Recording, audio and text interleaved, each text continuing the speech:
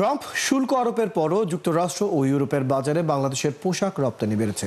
EPB বলছে চলতি অর্থ বছরের 2 মাসে যুক্তরাষ্ট্রে পোশাক রপ্তানি বেড়েছে 12% আর ইউরোপে 6%। রপ্তানিকারকরা বলছেন উৎপাদন খরচ কমানো গেলে আয় আরও বাড়ত। জাহিদুল ইসলামের প্রতিবেদন।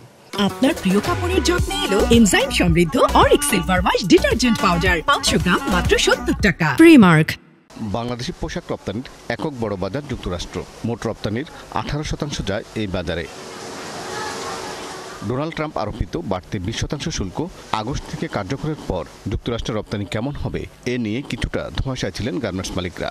তবে অর্থবছরের প্রথম 2 মাস জুলাই এবং আগস্ট মিলিয়ে রপ্তানি বেড়েছে 12.33%।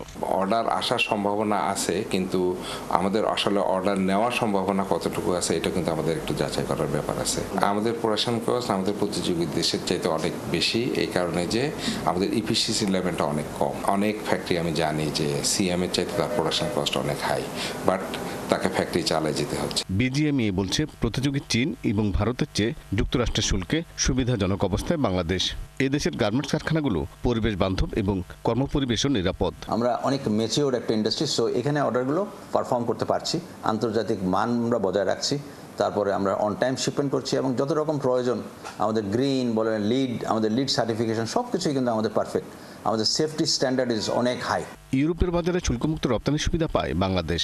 এই বাজারে যায় মোট রপ্তানির 60%।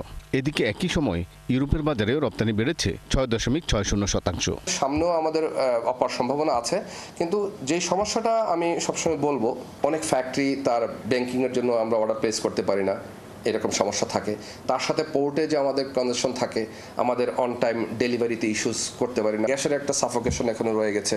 সো এগুলি উত্তরণ করতে পারলে এবং স্ট্যাবিলিটি যদি থাকে, আমি আশা করি খুবই পজিটিভ আমাদের এক্সপোর্ট গ্রো করবে। চলতি অর্থ বছরের 2 মাসে অপ্রচলিত বাজারেও রপ্তানি 10.44% বেড়েছে এবং পোশাক রপ্তানিতে মোট আয় $7.1 বিলিয়ন এবং প্রবৃদ্ধি 9.63%।